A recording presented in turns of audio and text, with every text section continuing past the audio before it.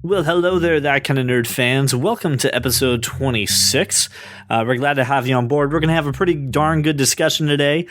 Things are going to get a little heated, so if you're ready for a debate, you've come to the right place. But before we go on further, we kind of just want to talk a little bit. Actually, coming up on in a few weeks, we're actually going to have author and nerd extraordinaire John Negroni, author of the Pixar Theory. You guys remember we talked about the Pixar Theory. He wrote a blog post about it in 2013, connecting all of the Disney Pixar films. Well, the good news is this: there's a book for it as well. So what you can do is go to johnnegroni.com and you can actually order the book, The Pixar Theory. He's actually going to come on the podcast, and it's basically, just kind of cliff noted, a story that connects every Pixar production since Toy Story. They're all connected in some way. We're going to ask him his thoughts, too, as to how Inside Out and maybe how he thinks A Good Dinosaur could possibly do it. But we want you to kind of give him some support. We think it's definitely worth your time, so why don't you own this thing on either a digital format, or if you're old-fashioned like I know Josh is, you want a paper book. So all you have to do is go to slimbooks.com/Pixar Theory. That's slimbooks.com/Pixar Theory, and pick up your copy of John Negroni's The Pixar Theory. If you do it digitally, it is only $7. If you want actual pieces of paper, it's just $1 more. And they do international shipping, so for those of you who are not in the States, and we appreciate you listening to That Kind of Nerd podcast, $12 for international shipping. We're excited to have him on the podcast in just a few weeks. So again, go to slimbooks.com/The Pixar Theory, or also just check out John's website, johnnegroni.com. Link in the show notes as well. We're excited to have him on in just a few weeks, and we hope you're excited for episode 26. Let the show begin.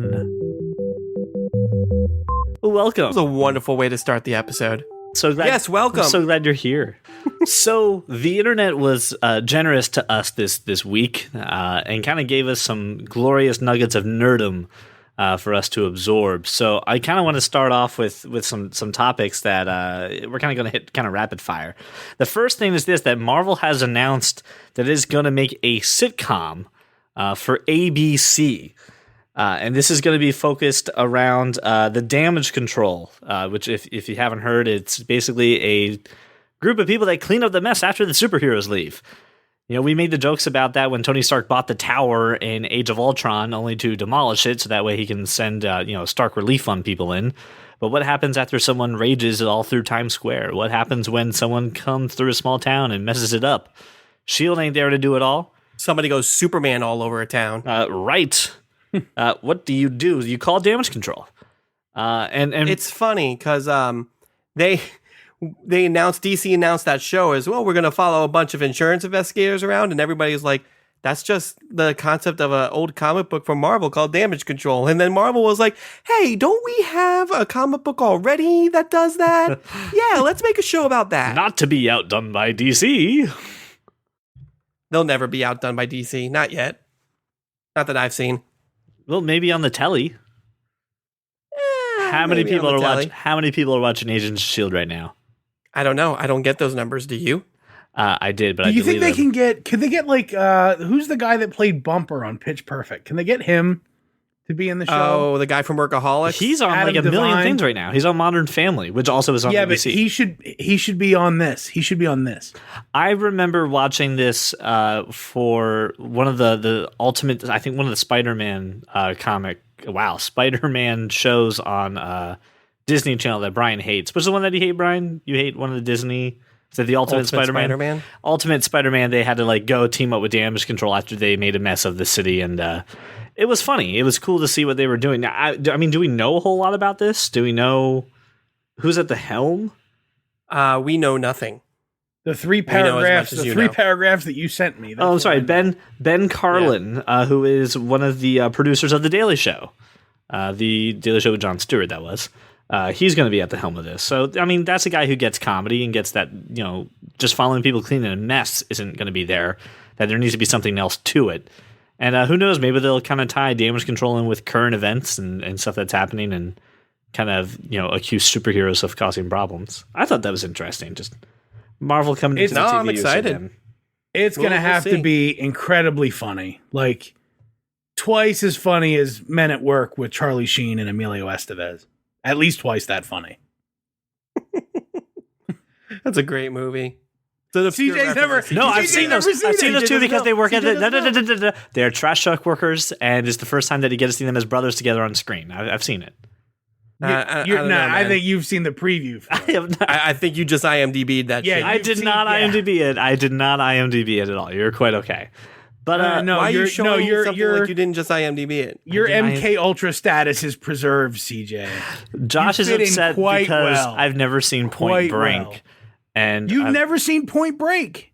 I haven't. I'm sorry. It's a problem. It's a huge problem. Guess what I'm going to be doing this weekend? Yeah. Oh, hold on, wait. Finding I have a Point small correction to make, a small amendum to the podcast that we did with the movies coming out for October. Steve Jobs was actually pushed back a week. All sorts of stuff got changed. Legendary got pushed back to November. Things got all screwed up. So for anyone who is, totally listening to that episode and is like, by the way, Steve Jobs is coming out next week. Yes, we know. So it got pushed back. So I was very disgruntled. We got the word, and then CJ cried in the fetal position at work. I was So going not tonight. I was going to go the see 23rd. It's 2 weeks from now. Actually. 2 weeks. Oh, Jesus. I was supposed to go see the it 23rd. this weekend. I was supposed to go see it tomorrow, the 10th. And I called a couple movie theaters like, hey, I haven't seen it listed. It looks like you'll be seeing Pan. No, I'm going to go see Black Mass. Dude, he's been great. He's been dumping all over Pan. And so has the internet. Okay, so has the internet. Well, I don't like you or the peasants Rotten on the Tomatoes internet and a couple other websites have said that is also garbage. So enjoy that. I will enjoy. So let's talk about something that may or may not be garbage, movie related. And that's Warner Brothers plans to do a Booster Gold and the Blue Beetle film. So these are some, characters that we may or may not get in the CW's Flash and Arrow. Is it confirmed you haven't. now? I mean, what's that? Is it confirmed now? I mean, it's still rumor. It's still, oh, hey, we might do this type of thing.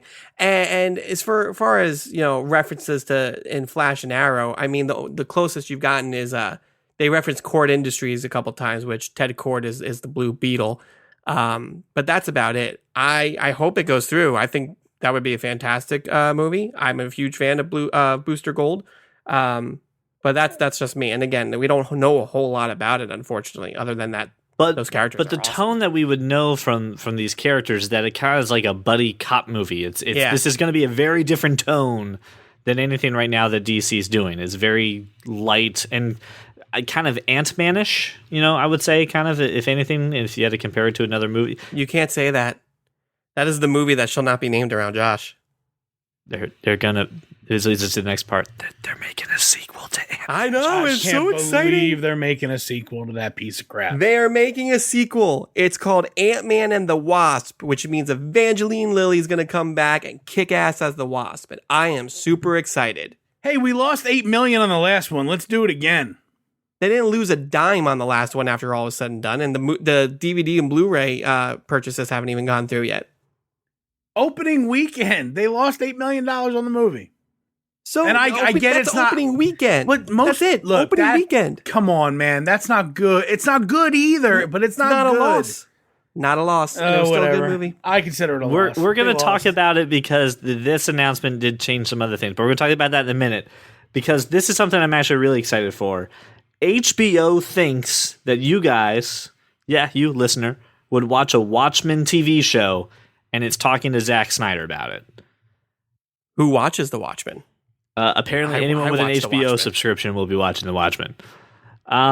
That's true. This is really cool because two things. Number one is Zack Snyder knows The Watchmen better than any filmmaker in the world right now.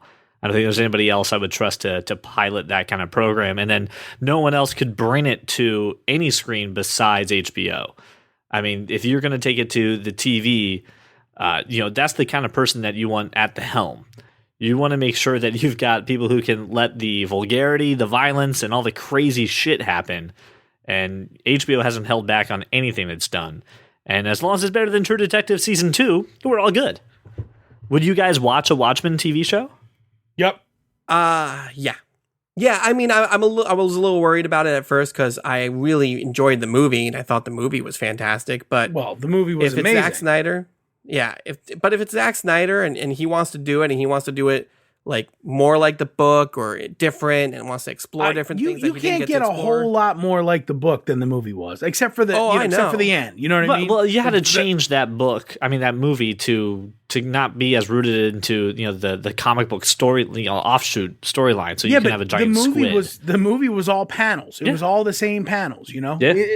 Yeah, it was great. And there's such a great cast of characters in that story that HBO would have a field day with. Could you imagine the people they could get to play these roles? Right. That's the cool part. And we're talking, about the golden age of television. And I mean, there's no better project to bring some amazing people into that. Now, the thing is this, we're not 100% sure where we're going to get the storyline from. There were some prequel comic books released by DC in 2012 called Before Watchmen. So it could be that. So we could basically kind of go pre-Watchmen and then maybe go into Watchmen territory. Honestly, if you're going to do it, you got to do the main story. You got to do the main 12 issues first, and then you can go back and do Before Watchmen and offshoots and all this other stuff, but you can't do that series starting at the beginning and then moving forward. It just doesn't. It doesn't work. Why not? You don't think because there's so many people that only consider those 12 issues. That's the Watchmen. Nothing else outside of that exists. And if you don't at least pay service to that first, you're going to lose a lot of no. HBO watchers aren't true believers, man. They don't care.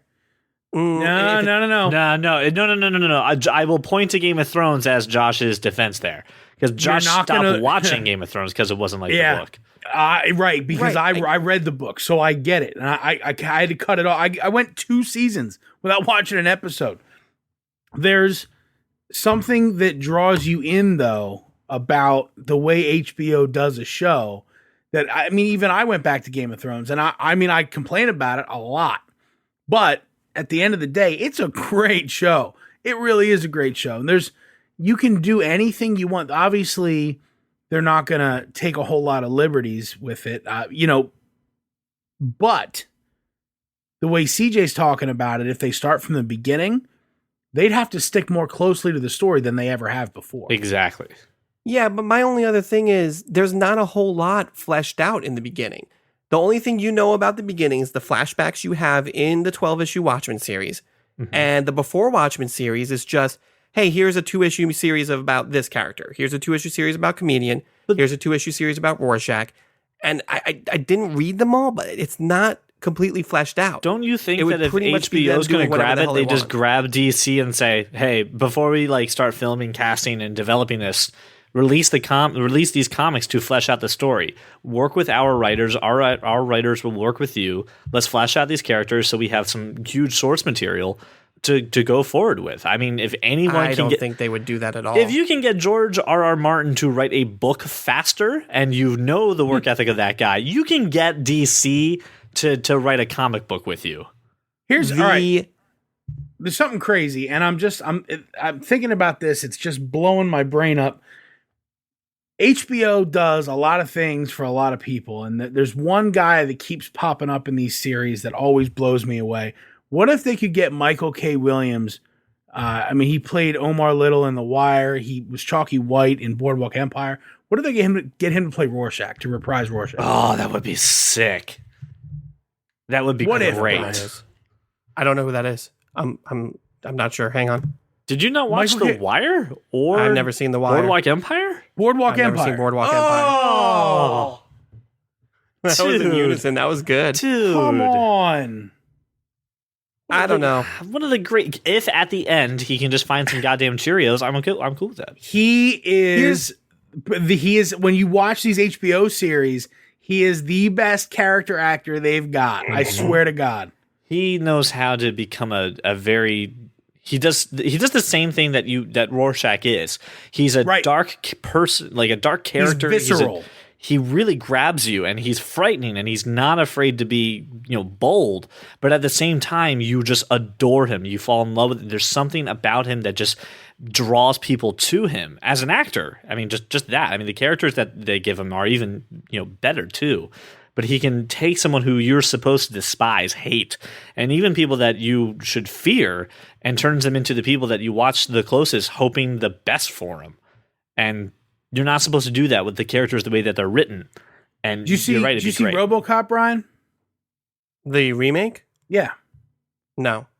I don't Why would I watch that? I've seen the original RoboCop. I'm just trying to give you like a frame of reference for who this dude is. Doesn't matter. Listen, if they do this, it's going to be awesome. I feel you. They can put in the world's greatest actor in those roles, whatever. But my point is, to CJ's point, the idea of partnering up with the person who created these is never going to happen, and it could overall hurt that series, because the creator of those characters in that series is Alan Moore, who doesn't write for anybody anymore. He's a hermit, and he hates everything that DC has done with his properties, including Watchmen, which is probably the closest to any of his properties that they've ever gotten, and V for Vendetta, which is exactly like the comic book. He has a huge problem with adapting his stuff. They're never going to be able to have that partnership with them. They'll have a partnership with a bunch of random DC writers who think they know the characters, but that's it. Right, but I mean, at the same point, it's just like George Lucas, and Disney. You can't compare George Lucas to Alan Moore. Completely two different animals. No, but in the sense that, like, even though he's not happy with some of the way the intellectual property is done, it's still been a commercial success. The fans have still liked it, with the exception of you guys right now with the new Star Wars film coming out. It's well, nobody said we don't like it. I'm just poking the bear. Just calm down. Seriously. I listen. I don't see why you couldn't get someone just to flesh it out with you. And Brian, you know as well as I do, just because writers at DC didn't create the characters doesn't mean that they don't know the characters well enough that they could make it a source material, make it canon. Yeah, and I think you're holding this one a little bit closer to the heart than you need to. I don't think if there's someone's hands that you wanted in, it's HBO. It's HBO or Netflix. You wanted one of those two, but I mean, let's be honest. I get it. Listen, I'm not shitting all over it just yet. I'm just saying I'm worried. Just a little worried. That's it. We'll see. We shall see. He's not even cautiously optimistic. He's just cautious. No, that's how I live my life. Living on the edge, sleeping with one eye open. Exactly. Always finding the cat. The cats are trying to kill me. I walked in here. They're sitting on my windowsill like, tonight we will murder you.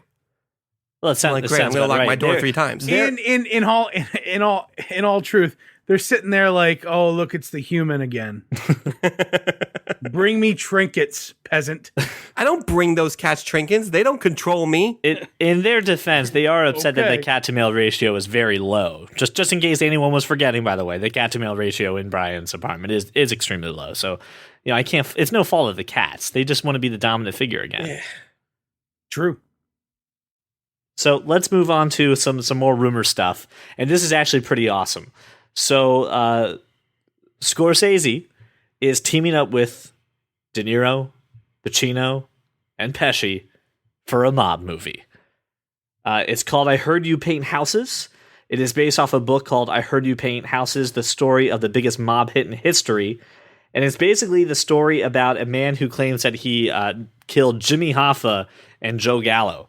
And it's basically going to follow these, legendary actors, especially when it comes to, mob films, Casino, The Godfather, and Goodfellas, thank you. Just amazing movies, and putting Scorsese on top of it, in charge of them. I mean, holy shit. Like, this is the pairing I think we've wanted forever. And I think now, too, even though that they're a little older, their acting talent is just gone off the charts. And I think it's going to be amazing. It's the first time they've been paired up in a movie, and you're forgetting all about. Go ahead. You're forgetting about Heat. Yeah, no, he was great, right? But Heat's amazing, but there's one scene with the two of them on the screen. That's it. It's still the both of them in the movie, right? But great movie. But put those two actors in the same room together, share a scene, and watch them act off each other. They had that whole crime drama too. With Righteous Kill. That's true. They did have Righteous Kill. They're the whole movie together. I completely forgot about Righteous Kill. Yeah, eat your words, Dick. Well, was Pesci there? Was Pesci there? No, he wasn't. Anyway, so is this not? Does the storyline sound exciting to you guys? Do you care at all that? Of course, It's Scorsese. It's Scorsese. Well, you guys were like, oh yeah, well they've already. Shit. No, the impression you gave was already done it. Who cares? It's going to be an instant classic. It's that's what happens when guys like Scorsese or Tarantino make a film. It's instantly classic. It's always good. Word. That's all I have to contribute. Thanks so much. It's Scorsese. Okay. The man pisses gold. I really thought He does. I thought I'd get more of a reaction and very let down by your. The man literally can film Robert Downey Jr. eating a burrito for 3 hours, and it would be amazing. And then you'd find out the burrito is really not a burrito, and it's a euphemism for consumerism, and you're like blown away. And you know what? Leonardo DiCaprio will somehow be in the movie, get the nomination for the Oscar, and still not win. He will not win, no. If it's any consolation, Leonardo DiCaprio, you should have won like 10 times over by now. I give you that kind of nerd award. Indeed. That means He nothing. may have it. It means nothing to him and his crazy beard that he's rocking right now. No, you don't know that. He may treasure it. He may hide it in that crazy beard he's got rocking right now. There you go. And carry it with him always. Okay, so let's talk about our last bit of rumor movie, stuff here. There is a Twitter account that was made to help promote Batman versus Superman, in which it was based off of LexCorp. And this tweet referenced a fake article in Fortune magazine about a profile happening on LexCorp, to which Jesse Eisenberg's Lex Luthor character confirmed that he is not the quote-unquote original Lex Luthor. He is not the creator of LexCorp. And Brian rolls his eyes as I said, for shame, he is not technically Lex Luthor. Correct me if I'm wrong, sir. But he's not playing the character that everyone thought he was going to be playing. I don't. Okay, read the exact tweet that he tweeted, because that's not what It's pretty disturbing. At Brian. Fortune I read magazine, looking forward to reading the hashtag LexCorp. Father would be proud. it. Yep. Yeah, but that's all he says. His father would be proud, It. right? No, just answer the question. Right. That's all he says. Yes. So his father could be James Martin Luther John Core. It also says something about replying to a fictional Fortune magazine article confirming he's actually the son of Lex Luthor, who died in 2000. That's correct, yes. That is fine. His name is what? His name is Alexander? Lex Luthor. Yeah, Alexander. Okay, so Alexander Alexander short for Jr. Lex Luthor. He's Junior. Alexander so he's Junior. Joseph Luthor Jr. I'm with you. He will be, he will be Lex Luthor. We get it, right? I think I was hoping for an origin story, and I'm not getting it. It's not integral to the story that he founds LexCorp. You're right. It's absolutely not. It's not. There's not. Look, I don't question the casting, the direction, none of that. I'm just saying that having built up all these expectations and having seen in the trailers sort of how, kind of crazy detached he is from, reality, and how driven he appears to be, I was kind of hoping he would be the, Gene Hackman, duplicitous, nefarious. So let me read the glimpse here from the article that it got. It's from Polygon. It says the LexCorp quote unquote sponsored article defines the new heir as a 31-year-old wonder kid who managed to build up his father's aging corporation and turn it into a. You have to say it, Wunderkid. Because it's Oktoberfest. That's you have to what say it is. the right way. And turned it into a Fortune 500 company, which basically some people call it a superhuman feat. As the article goes on, it basically portrays that Eisenberg is going to be playing a more convincing version of his Mark Zuckerberg-y portrayal than he did in The Social Network. So it kind of also set a little bit of a tone of what kind of character this Lex Luthor is going to be. Yeah, a douche. Great. Well, I don't think so. I don't think he's going to be a douche at all, man. I think he's going to be a genius. Yeah, and in the same way that Gene Hackman's character was, except probably a bit less cartoony, a bit less just as diabolical, but I don't think he's gonna profess it. Well, the other thing too is, if he raised this as a tech company, went from a okay company to a big tech company, are we going to see like some hacking or some advanced weaponry coming from LexCorp? Are we going to see I think you're going to see a bunch of stuff, probably including like teases to Brainiac and like Cyborg Superman. That's what I'm saying right there. If we got I'm okay with that. If we got a jeans wearing genius and he likes to hack things, we're also talking about Batman wearing a mechanized suit. What stops him from what's the turning point of the movie? Does LexCorp try to kill Batman after he tries to kill Superman? Try to kill them both. And then doesn't this pivot us perfectly into Justice League? Like, doesn't this enhance that story? Yeah. If it's not the same old Lex Luthor, if it's this new modernized, doesn't it enhance what's to come? Absolutely. Depending on what they make the Justice League story. If they make the Justice League story like the Omax or even Brainiac, that would work perfectly with setting up some stuff in this movie to do that. Yeah. No, sorry, go ahead. Well, you got Marvel doing a lot of the we're all teaming up against a supreme villain is how it's looking. Where DC is taking the opposite approach is we've got a team and they've got a team and we've got to beat them. And I really like that story. I've always liked that DC has had a bunch of villains, not just, there's not always just one super villain. Right. Yeah, I mean, again, I agree with you. Although rumor is that Thanos won't be alone in the Ultimate Avengers movie that's coming out.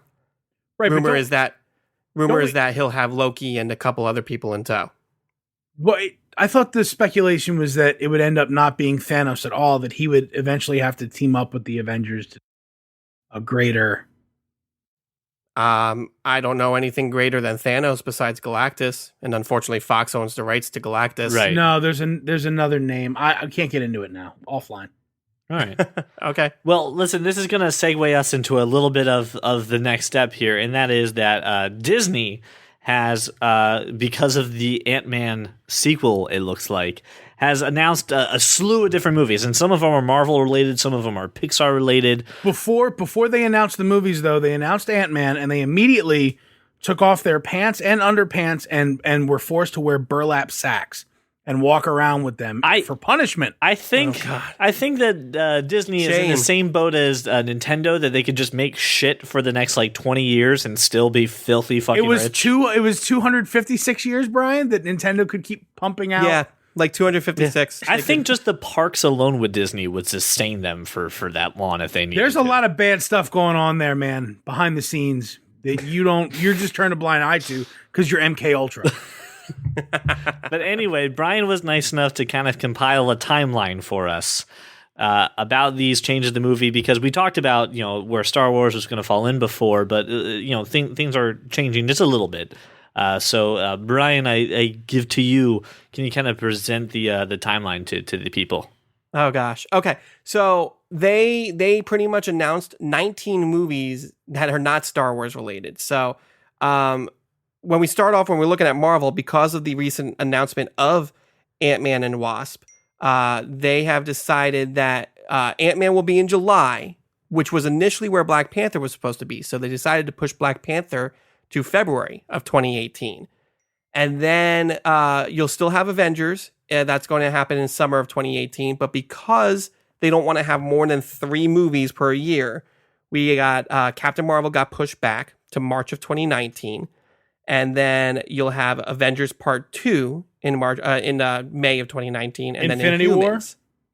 Infinity War Part 2, yeah. Plus the Inhumans. And then Inhumans comes July of 2019. And then they went ahead and say, hey, we have 3 other Marvel movies coming out in 2020 in May and July and November, but we're not going to tell you who they're going to be about. Shut up. So we have 3 unnamed Marvel projects for the year 2020. Speculation is right now that probably one of those will be a Spider-Man sequel, being as we have Tom Holland, who's going to be doing his own Spider-Man movie over the next couple of years. I'm sure they'll recast him by 2020 because that's just what they're doing. I think Marvel retains their actors a little bit better. So that's the Marvel lineup. And then now they've got this whole section of live action fairy tales with the success of Alice in Wonderland and Cinderella. You've got Jungle Book coming out this year. You've got Beauty and the Beast, a live action Beauty and the Beast coming out soon. So they then said, we also have 3 more live action fairy tale movies coming out. Who cares about these things? One's in December 2017, one's in November 2018, one's in March of 2019. I'm sorry, 4, and then another one in November. And that they are all unnamed, but it is possible that one of them will be a Tim Burton Dumbo movie. Why do a live action Dumbo movie? That's my question. Because it stars Tim Burton as Dumbo.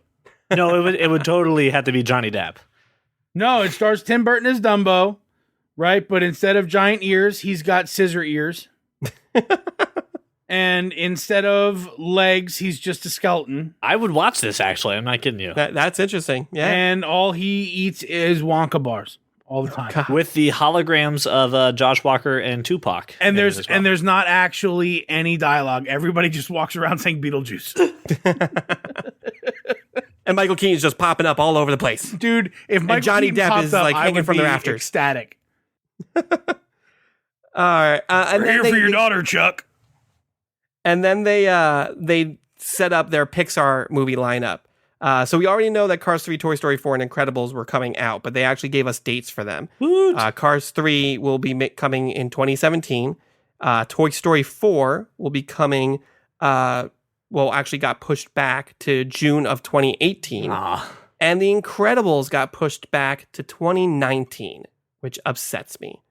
And then there's 2 untitled Pixar movies that are coming out in 2020, one in March and one in June. So they went ahead and said, hey, here's 19 more movies we're going to be doing. We're not going to give you the names of 90% of them, and we're going to rearrange our whole timeline. It's one of those. How long? Can you just said that they provided dates? Are they going to let us know in advance who will be taking to the premieres, or do we just meet them there? Jesus, that was the best dad joke you've ever made, Josh. God, sorry, man. Where's the hashtag dad joke for that? It was wide open.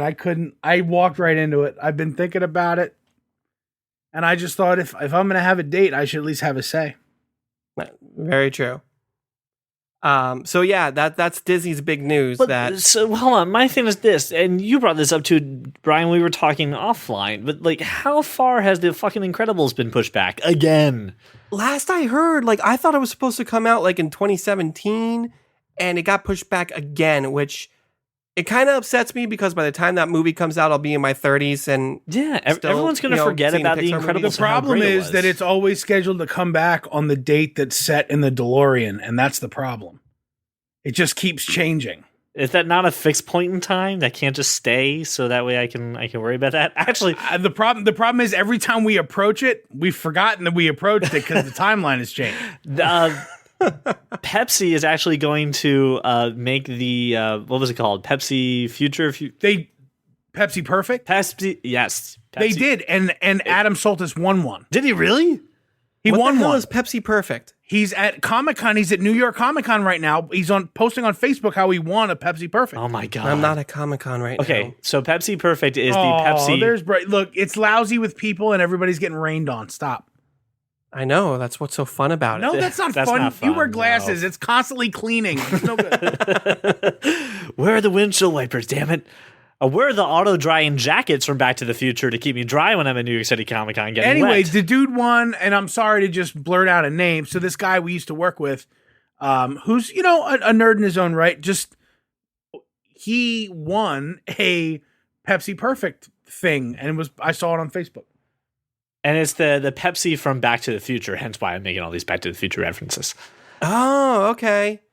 Now I know why we're thinking it's funny. It's product placement coming out on the day that, we're allegedly already in the time of the Back to the Future, which means where the fuck is my hoverboard? Yeah, right? They have Lexus has one, but no. I'm talking hoverboard. That's close. Not the stand, not the Segway without the stand. That's all that is. It's like they broke a Segway. I was like, yeah, that's good. Which is what Marty McFly did with the hoverboard. About a hoverboard. You're really, when clearly the biggest advancement was the rehydrated food. That's very true. But there's facts. And listen, You've got a family. You can't. Oh, hoverboard. What the hell am I going to do? Hoverboard. Are you kidding me? You mean I can walk in my house? I can put something in the thing, and 5 minutes later, my kids have an awesome meal. I'm not that impatient. But I just want everyone to know it is 2015. I hope you have your fax machines wired throughout your house that are all connected. Okay? So that when you get fired, you'll get that in the message. You can get it everywhere. Yeah, there you go. Which has basically become texting and Twitter. So pretty much. So they were way ahead of their time. Yeah, just kind of they had the right idea. They had the wrong execution. # you're fired. It was worth it. They just had the wrong terminology, man. Yeah, but it actually printed out paper, and it was it was like dot matrix paper. It was it was pretty bad. I want to go back to that. Those were great. Do you really just want to peel off the edges of paper and then the green bar? I used all the green bar paper that I have to use to do my cycle counts today. Awesome. You guys never experienced the new Mac will now come with punch cards. It says hello. It's got a handle on it too, so you can carry it around, even though it weighs 30 pounds and you're not taking it anywhere from terminal to terminal. But it's got a handle, so let's swivel it around. So I just never understood how what's Biff? What's the kid? Was allowed to wear like a spiked helmet. Who? And like it's 2015. Anything's allowed. Remember, you're supposed to be dressing like that right now, actually, Josh. I do dress like that. You wear the spiked helmet. I have my spiked helmet in the closet over here. Spiked helmet. And we're supposed to have like 30 bat. I carry a bat with me for no reason. You never know when you're going to need a bat, dude. Just in case a game breaks out. It is postseason. Neither of you know. It's baseball playoffs. Sports joke that went over our heads. Oh yeah, went over our heads. Sports joke. Anyway, so I want to take a quick moment. I kind of want to hit a random category. We had a fan by the name of Seth Kennedy. He sent me an infographic a while ago, and I do apologize because my spam filter had eaten it at one point, so he did have to resend it to me. Did he pay you to do the introduction like that? Yes, as a matter of fact, he did. He pay you to say random category the way you said it? A random category. I'm just checking. Yes, I was paid a lovely sum of $0.00. That's not. You know the fractions of the penny you actually pay on gas. That's the royalty I'm getting. So anyway, 0.9 of a cent. So Seth Kennedy. I'm sorry, from legendary.led.com had sent me this cool thing about basically if you were going to make your vehicle into a Mad Max car, what kind of shit would you need to slap on there? So like you need insanely tough tires. You need a headache rack. You need a supercharger so that way you can get some chaos and shit can get out of hand. You need to have some wicked exhaust pipes. So that way your car looks like a fucking badass. Need some LED lights and a bull bar. And it was basically how you can take a normal everyday vehicle and turn it into a super fucking awesome Mad Max vehicle. So my question to you guys is if you had the ability to turn your everyday ride into something nerdy or something from a comic book or from a movie, what vehicle would you turn your ride into? When I want to Mad Max my car, what I'm going to do is tie a guy to the front who's wearing an IV that's tied into me. That's what I'm going to do. Yep. That's about as Mad Max as I get. I would turn it into the car from Knight Rider in a fucking half second. The DeLorean. Yep. No, it doesn't get the powers, okay? I mean, you don't get to travel through time. Says who? It says moi. I made the random category. I don't care if I can travel in time. The DeLorean comes with a flux capacitor, though, right? Yeah, as long as I have a flux capacitor and lots of little really cool switches, DeLorean. As soon as he hits 88, he's gone. But where he's going, he doesn't need roads. Very true. Well, then in that case, can we make it the train from Back to the Future? Because it flies, it's on rails, and it has wheels? The DeLorean in Back to the Future 2 did fly. Right, but I have a train to do it now. And it also ran off of garbage instead of plutonium. So I would get the Back to the Future 2 DeLorean. Indignantly, okay. I'm just saying. I mean, Knight Rider, yeah, whatever. I just want George Feeney to talk to me and tell me how to make turns. That's all I really care about. You can't interact with George Feeney? Yes, he can. You can talk to him. You can pre-program some really obnoxious sayings, and that's about it. No. I have all the. If you get to fly, why don't I get to talk to Kit? I'm not flying just yet. You said it doesn't have the powers, but Well, you like obviously changed the rules and said that you would run off garbage and all that shit, and I said it couldn't do that, and you decided to just ignore that. I'm just prepping for the inevitable fact that time travel is going to happen. I wish. It would be fantastic. I go back to the time we originally talked about Batman versus Superman and shut up. Yeah, that would probably be a good moment. Be a good time But then you'd create a paradox. Because I went back in time to stop that You went from back happening. in time to stop yourself, causing you not to have the reason to go back in Classic time time travel mistake. Yeah, you can't interact with yourself. But what you can do, Now, what you can do Go ahead. What can I do? is tell me to tell you to shut up, which I have. Shut up. Fantastic. I appreciate it. You're welcome. Josh, you actually know about cars. So, I mean, if you could change one of your vehicles into an iconic nerd vehicle, what would you change it into? I have a feeling it's the Mystery Mobile. This is an impossible question. It's most definitely not the Mystery Mobile, but you're asking me to condense all of my car stuff. What about the Ecto 1? So, okay, the here's the problem is that I can't give you one. I'll give you three. Okay. And Ecto 1 is absolutely in that list, right? But so is the Lexus concept from Minority Report. And the 76 Camaro that was Bumblebee. Yes. So I can't really... Does it turn into Bumblebee? Yes, it fucking turns into Bumblebee. What? I'm just saying. I just know if you just wanted to buy a Camaro. I felt sad for you. It'd be cool to have Ecto 1 because the sirens and they have to they have to play It's like not a theme French song when you car. roll in, and then obviously the Lexus concept for Minority Report is like the hottest thing to hit the road in a future sense in a movie that I can think of. Well, there was wasn't there one in iRobot that was pretty cool too? I forget what car company that was, but it had like that really cool. Yeah, but they didn't wheels. do any cool chase scenes in iRobot. Yeah, they did. They had to chase the big thing carrying a bunch of robots. Not like that Lexus. Not like in Minority Report. Right. Like that's absolutely what I'm saying. Yeah. It was an amazing chase scene with this Lexus concept that's just sleek as shit. You know what's funny? The other thing that comes to mind is the movie Free Jack. There were some badass cars in the movie Free. I know what you're talking about, Josh. I'm sorry, MK Ultra. Are you not aware of Free Jack starring Emilio Estevez? I'm not aware of Sir that. Anthony Hopkins, Renee Russo, Mick Jagger. Nope. What's your problem, dude? I thought that picture. Act like you like movies and or worked at a Blockbuster for a while. I did that. That's 8 years. That would be the Bryants. No, I'm a Josh, and I know what I'm talking about. You know what? Wait, hold on. Can I put that on a T-shirt? I'm a Josh, and I know what I'm talking about. I'm the Josh, so I guess you can. 66 Batmobile. I'd be completely okay with it. Oh, that would be pretty awesome. You know what? I the only good thing about Tim Burton was that Batmobile. So I would say that one's pretty badass as That well. one too. I also have pictures of it on our Instagram in case anyone's willing. But you realize I'm talking about Adam West Batmobile, right? Right. Yes. Yeah. No, Okay. and that thing was cool. But like, if I'm forced to pick a vehicle, it probably is. Honestly, Forgot all about the Batmobile. it might be that 1976 Ford Interceptor that Mad Max used. So that car was badass. It was badass back then. Or what was the vehicle driven by the Wraith by Charlie Sheen in the movie The Wraith?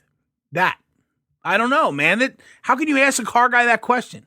That's why I'm asking you that question. No, I hate you. I love you too. Not fair. It's just not fair. All right, so It's a Dodge M4S, by the way. thanks, Wikipedia. Yeah, that's exactly where I got it from. You're welcome. I knew you didn't have a working knowledge The of original cars. Batmobile? No, the movie, the car in the movie Wraith. The original That's a Batmobile. That's what it says.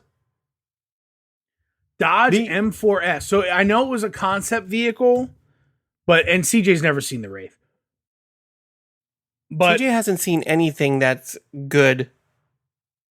like imagine a car that looked like a cross between a 1990 Acura NSX and a Lamborghini. And that's what you got in the Wraith in the car. So it's an M4S Turbo Interceptor.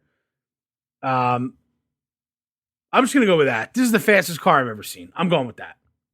Final answer? It has to be. Until you listen to this episode and be like, damn it, I forgot about this car. My head's going to explode. Yeah, and you should watch The Wraith.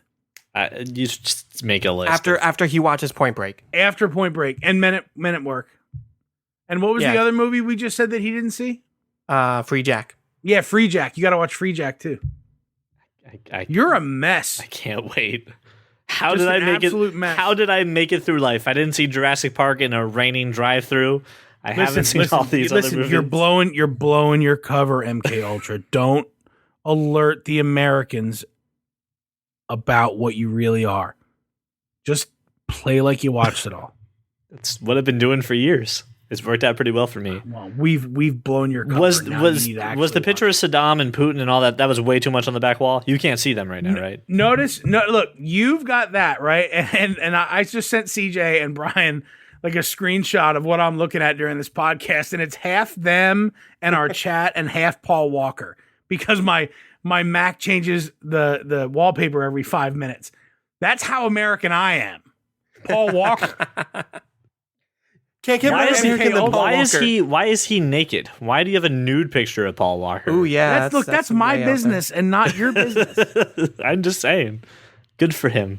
Good for him. Indeed. So let's talk a little bit about some stuff that I'm sure you're tired of hearing about it, but by now, if you're not watching these shows, what the fuck is the matter with you? Will you please goddamn watch Flash and Arrow?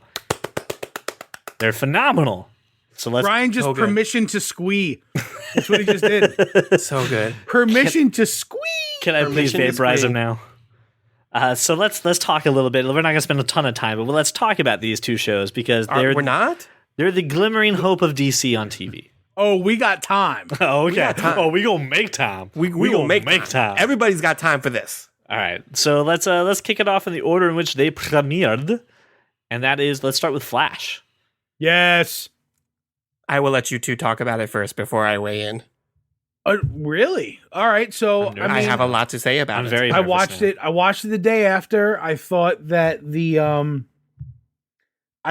the role that he's playing is as sort of flawed, vulnerable, responsible. It's sort of everything you want to see from the Flash, right? I mean, honest, hardworking. The dude is just. He's exactly what you'd want. And I can't get over how well they cast that show. Jesse L. Martin is on point. Obviously Grant Gustin is so good. And the dude, I don't know the dude's name who plays Cisco, but he's amazing. When he looked like, a clown early in the series, he's really coming into his own. It was an awesome premiere. It's a very great progression of these characters that, everything can't be going great for too long before some shit goes down. And once it goes down and once a tragedy kind of occurs, it's, what do you do? How do you cope and how do you move forward by still keeping kind of the truth of why you are doing what you're doing? I'm here to protect people. I'm here to make sure that, others don't get hurt. And here I am, in the center of it all, being worshipped and thanked for my work when I've caused other people very close to me who you do not see pain. And it's another way, too, where he's trying to get his city back up and running. He's rebuilding cities in the nighttime when people aren't looking. And, it was a great place to go. And I was really happy to see the way that they're progressing. I'm trying to stay spoiler-free as much as I can. But I'm very, very happy to see this show grow the way that it's growing. I think it's a great progression. I'm absolutely excited. Okay, Brian, mark the ticker now because I don't know if I might accidentally spoil anything. Spoiler alert.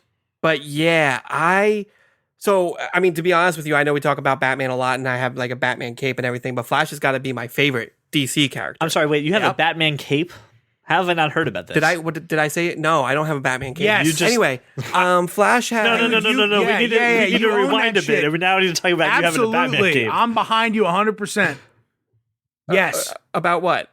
Owning a bat. Wear it to the next Sunday Night Football. You need to be wearing that at all times.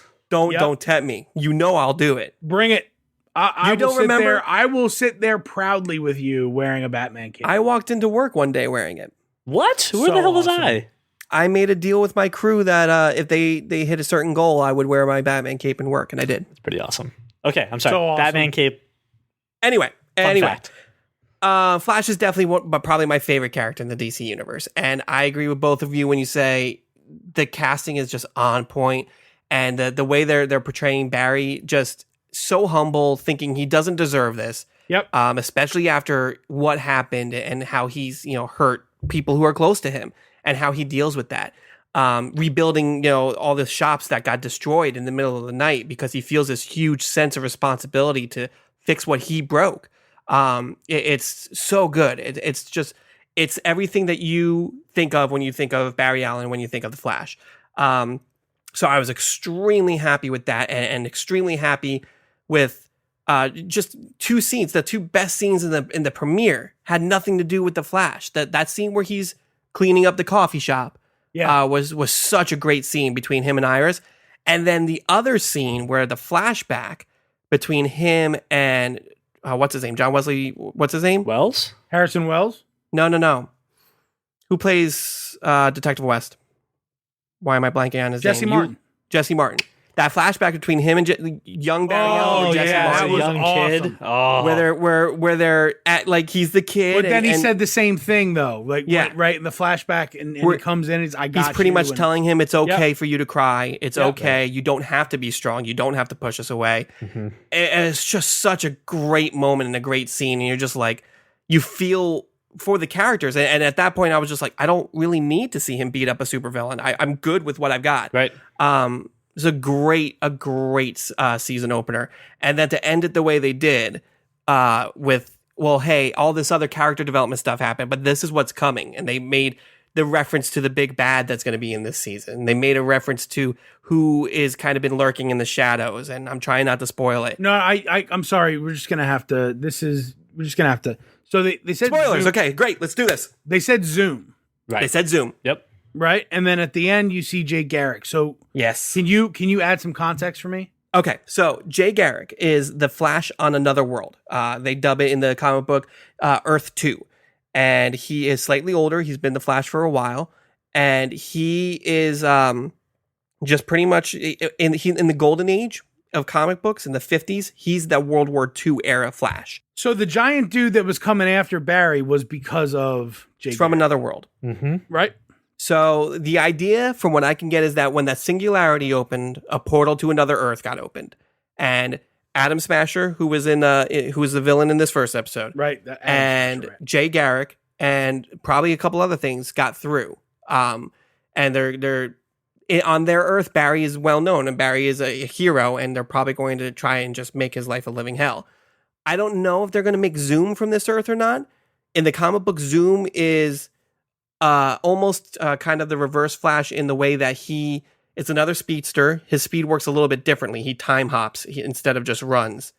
And he's trying to make the Flash a better hero, but I don't know if that's what the route they're going in this show. I'm really interested to see how they're going to do it. Well, So I'm excited. When you lost Wells's main objective was to get Barry fast enough so the Speed Force would be created and he could get home. But he was about making him a better superhero, but it was in a selfish way. It was in a selfish way. Right, in Yeah. a selfish way, and I think we may get something different on this aspect. But I was thrilled with how that wrapped up. Like that was great. The Harrison Wells video, the whole that was Yeah, Yeah. that was good too. That was another great scene where he plays that USB drive, and Harrison Wells is just realized, hey, I realized that we're never really been complete enemies. So here, I'm going to give you something. And then he starts confessing to this entire murder of his mom. It's so good. So I have to transition a bit because having watched both The Flash and Arrow, you have this really stark contrast between Barry Allen being humble, feeling all of the loss, and running toward the problem alone versus the Arrow and Oliver Queen sort of running away, saying, you know what, I've been absolved of this responsibility and I'm getting away. And where all the other characters are still trying to rally him to the cause. And, back to the Flash, the other characters are trying to break back in and trying to be a part of it. It's a very weird sort of light and dark contrast that I think is very cool. But the thing is, and I agree, the only thing I would say though is that you can't compare them directly right away, because Oliver Queen is at a far different stage in his journey of his responsibility than Barry is, because he's done this dance before. I'm not comparing them as heroes. Right. I'm saying what DC is doing. You're talking season to season right next to each other. I think that the Flash is going to eventually have to help the Arrow through more stuff. And I think that it's cool the way they're tied together. I think that, the end of the episode, when you see a grave and you don't know who's in it, but there's Barry Allen. Barry's right there. Trying to comfort Arrow, right? Trying to comfort Oliver Queen. And it could be anybody. Could be Thea, Diggle, Felicity. I mean, it's anybody. It's anybody but Oliver Queen is in that grave. I think it's. I know you said it's Diggle. I think it's Diggle too. I think it's Diggle. You already killed. So let's talk about Arrow. Let's talk about Arrow, and then we'll yell at each other about this in a minute. So the premiere of Arrow, I have very mixed emotions. And I'm going to start off with the one thing, and I'm going to shut up for a little bit, is I'm so goddamn tired of seeing Oliver Queen in this shitty wig going back and forth between different places that I don't feel are connected. And spoiler alert again, oh no, we're going back to the island. Third time we're going back in this flashback shit. I don't care. I know this character. Can we please go? Just go forward. I don't care. I don't mind the flashbacks. I don't mind the stories. I don't mind the tie-in with Argus or Hive, or I don't mind any of that. My problem with the premiere was that he just completely changed. Like, he became a completely different person. He wanted to be a different person. He never gave it up. Look, you don't change like that. You can't. Right. You just don't. He's trying to force it. It doesn't work. No, he's not forcing it. Yeah, he is. He's trying to force it. Because when Felicity even dropped the big bottle of champagne, his super awesome reflexes kicked in. The reflex is fine. He's running. He's taking a run through the neighborhood, and he's instantly thinking about the island. He's just trying to, just shove down deep the fact that he belongs being a vigilante. He belongs being a superhero. I don't think he's actually changing. I wasn't thrilled with the first half of the episode, as you know, Brian. The back half, I thought it was great. Yeah, I mean, I don't think I'm with CJ. I don't think he never truly got out of it. I just think he's again trying to fool himself. I think maybe and you same see thing it, with like getting the tattoo removed. I'm sorry, I know I said I was going to shut up, but it's the same thing with getting the tattoo removed. And she was like, "Well, why did you get this tattoo removed? I don't need it anymore." I mean, the tattoo was for Smoke. Shadow. Yeah, Shadow. Yeah, I'm sorry. I get that. He doesn't need that anymore because he's found Felicity. Right, but it's just, fine. But it's another spot of him just trying to erase the past, and it's still not working. He still is obviously still rooted within that. All that stuff still makes up who he is and where he's going. So I mean, I disagree, Josh. I liked the front half, hated the back half. I'm sorry, Brian. I will shut up now, and you can go. When he announces himself as the Green Arrow and great. Attacking the situation, attacking villainy from an angle of hope, that's what you hated? No, the speech was great. It was a great speech. That is one part of the back half. I understand that when they raised you, the communists told you that all things hopeful and American are bad. It's not true. You can't like apple pie. You can't like anything. Look, man, even though you've been activated, I'm still telling you. Who always told you had to be right? What? People can't have just a different opinion? No. Anyway. You have a different opinion. Just please make it the correct one. All right. Go ahead, Brian. Honestly, I'm fine with the flashbacks. My only problem with the flashback in season 3 is that it didn't seem to connect at all until the last 3 episodes. And it was a story. But then it did. Yeah, but then it did. My main problem with that is that it was a story that could have been told in 40 minutes. It didn't have to be told over 24 episodes. But I mean, but the first 2 seasons of flashbacks were great. And I think they're going back to, hey, every episode that we have flashback will pertain to something that's happening. He's obviously encountered this kind of thing before, and they're going to probably reference that. Just give me an episode of flashbacks. Trust the flashbacks. No, dude, flashbacks. A whole episode of flashbacks won't play because you have to let the story progress. This is good. No, we keep doing this stop and here's start the crazy bullshit. thing. It's good, and they tie together well. The two stories. I cite all of what Brian just said. All of last season did not do that. Why am I supposed to expect that this season they figured it out? Because it did in the last few episodes. That doesn't matter. Just like literally just what Brian said. You could have just done the last 3 episodes with those flashbacks and none of the other shit, and you still would have gotten it. It still would have made its point. By the way, I'm going to nerd out for 2 minutes. The other reason I like the flashbacks is that in the first, one of the first flashbacks where Amanda Waller and Ollie are at the bar, they close in on a scene. Before you see them at the bar, there's a jacket, an airman jacket that says Jordan, and I freaked out. So, because they're in Coast City, too, and that's where Hal Jordan is. Look, CJ, as much of a theater guy as you are, I'm going to go ahead because your argument is flawed, and I know that with your opinions, and they can't be swayed, and or this big guy who won't be pushed around. Not true. Listen, I'm going to say a word to you. I'm going to say a fucking word to you. Denouement. Right. Sounds French. It is French. It is French. Good job. Definition: the final part of a play, movie, or narrative in which the strands of the plot are drawn together, right, and matters are explained or resolved. This is exactly what a good story arc does. What happens right before the denouement?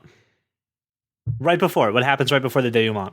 I take your mother out for the climax, which is very close to what you just said. See, but I said it without saying it. So the climax. The problem is this: the denouement from last season, right?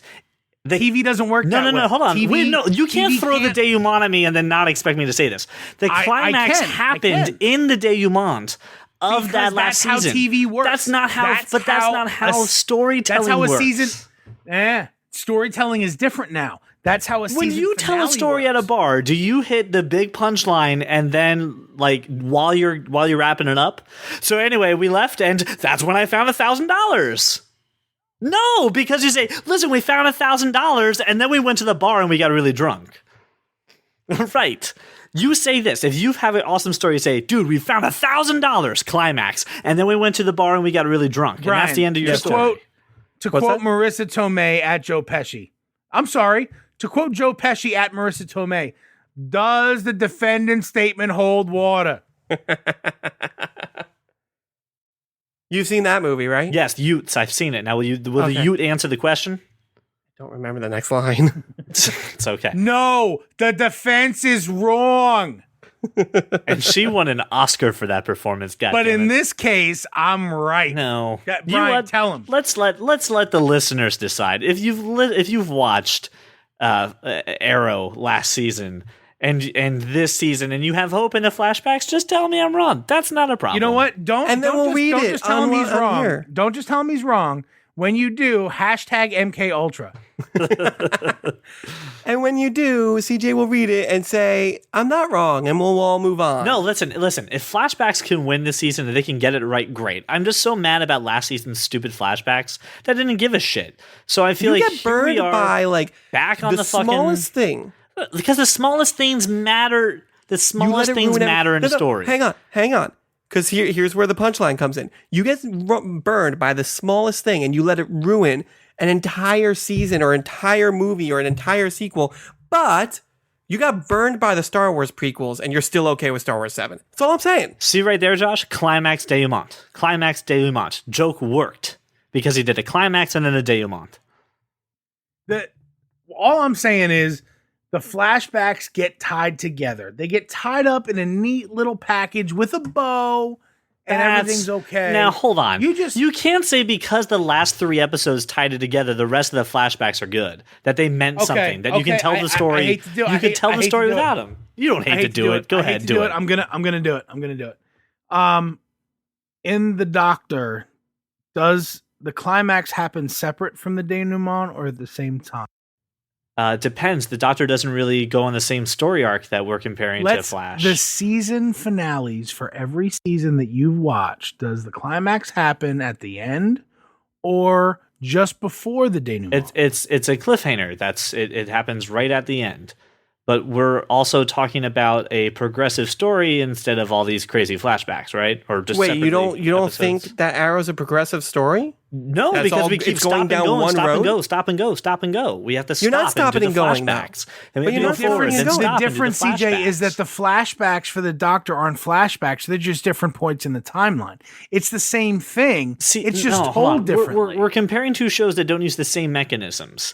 Oh, you're making an argument that doesn't fit my point. No, no. If you're gonna compare apples to apples, compare it apples to apples. You're literally comparing two different shows with two different What? storytelling mechanisms. What other apples can I compare? Right. What other show uses flashbacks? Not a whole lot. I got Why? a number. Because they never How do you work. like those apples? Because they never work. Hang on.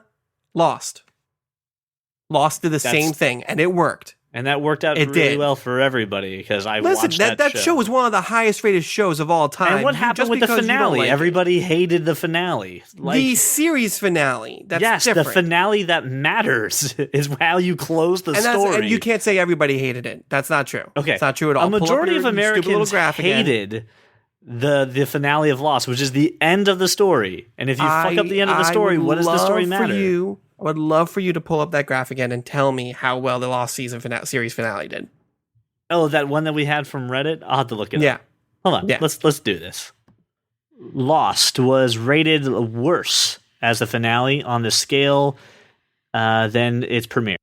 All right, I see it. It scored a so 8.5. it's It scored slightly a worse. Whoa. It's slightly worse. It is like from an 8.7 to an 8.4. As literally nothing. no. So Literally nothing. it went from almost 8.5 to almost 8. I don't know if you know how to rate a graph. Literally 0.4. Nothing. No, it went from an 8.5 to an 8. It lost half a point. Okay, half a point. As opposed to how many shows we've lost so much more, Well, that's actually pretty successful. Well, obviously, Point is- put it next to, but let's put it to the show that's right above it. The Wire had a better progression for it. The X-Files had a better progression for it. MASH, Band of Brothers, The Pacific, Deadwood, and Star Trek Next Generation all had better finales than, put it on the scale of that. Look how low on the list it goes. They are not. You're not measuring the worth of the finale. You are measuring the popular opinion of it. Right. That's what I said. but The in the popular world of opinion. Most people right. did not Okay. appreciate the ending The of it. in the world of popular opinion, when you have one of the biggest shows on TV in years that started so many things for everything, lose half a point, that's not terrible. As opposed to, I don't know, How I Met Your Mother, True Blood, Dexter, Enterprise, all this other garbage that's below it. There's only 15 shows below it and more shows above it. So, My point is that you wanted to compare apples to apples and flashbacks to flashbacks. That's a show that did it pretty successfully. The finale was not a failure in the sense of the word failure. Period. was it a success? I Was it a success? did people watch it? Not by viewership. Was it a success? Would you say the ending of Lost was a success? You need to find how you're measuring success. Are you measuring it by ratings or popular opinion? Well, we'll have to find a good metric and come back to that. My thing is this: No, you're wrong. Just say you're wrong. Fine. Just say you're wrong. Sure. Lost was Hashtag CJ's wrong. Lost was the wrong example. You're absolutely right. It was wrong when I compared it to flashback Lost. for flashback. Okay. The only show When I I can think compare of when with you compare flashbacks. it to Lost, you're absolutely right, and I'm wrong when you compare it to Lost. It's not the same. Okay, sure. Hashtag CJ's wrong. Right. There you go. I said yes. Hashtag MK What do you Ultra. want? Hashtag MK Ultra. What do you want? I said yes. I'm wrong. Okay. When you put it next to Lost, it's not there. I don't. Can you say it one more time? So Yep, can I was play it in my wrong. sleep? I was wrong. So you never say I'm right when we're doing stuff. Anywho, You were wrong. I found a son. that's me. Damn it, Murray. Anyway, listen. I seriously hope they get their shit together with flashbacks. My wife and I are tired of watching flashbacks. It's the reason why we don't watch Arrow on premiere days and we watch Flash on premiere days. I think you have to. I think you have to look at the fact that even in this argument, Lost the finale, which got not great ratings, was still better rated. It was still an 8 out of 10. Yeah, Which beats the average ratings of almost every show above it on the list. Right. The score is high. You're right. Well, I know I'm right. There you go. Just, wrapping it up for you. Okay.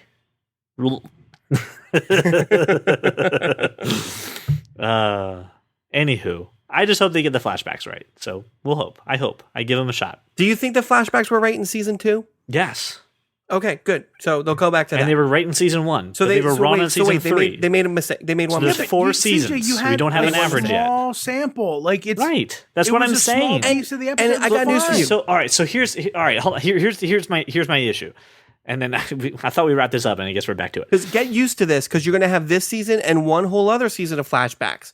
Because every flashback is a year of his life that he was gone. He was gone for 5 years. Right. Brian's going, get used to me and Josh being in your ass about this shit. Get every used to Friday. Hey, you know that thing that you don't like a whole lot? Yeah. Well, it's going to happen. It's not going away anyway. So just fucking deal with it. That's why I have DVR. I'll flash through it. Lube up, friend.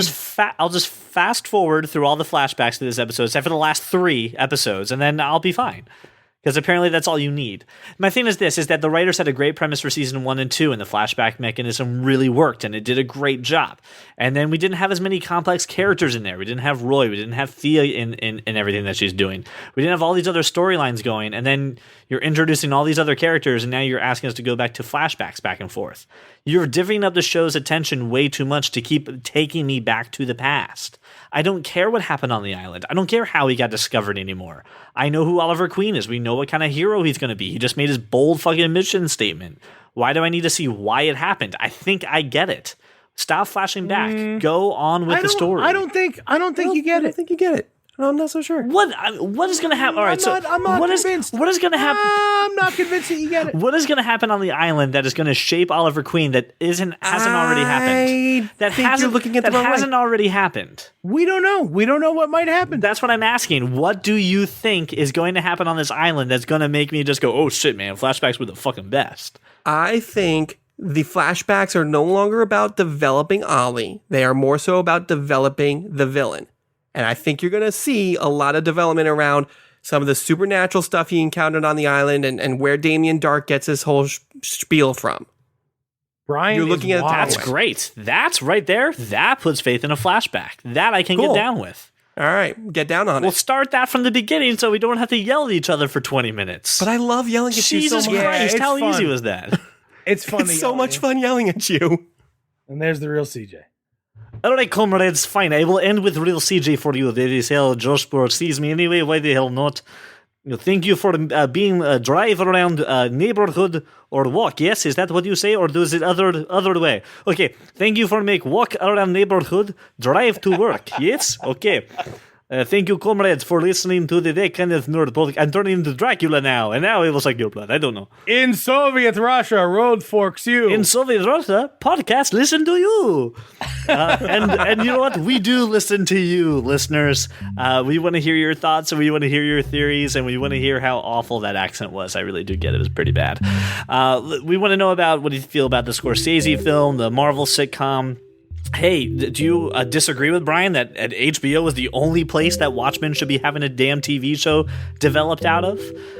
What do you think about Flash and Arrow? I know we've been telling you guys to watch it. Have you started watching these shows? They're amazing. Please let us know what you think. It's very simple. You have us on Twitter at That Kind of Nerd.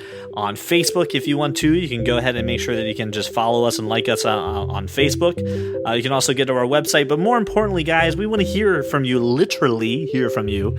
Make sure to call our podcast hotline. It's 484-373-4119. And for those of you who don't remember, that is also how you contact Bill Murray. So you get a 50-50 shot. Do you get Bill Murray or do you get Josh Burns? Who knows? Either way, you win. So again, thanks for taking the time to let us be part of your day. We greatly appreciate it. Thank you so much for listening to the That Kind of Nerd podcast.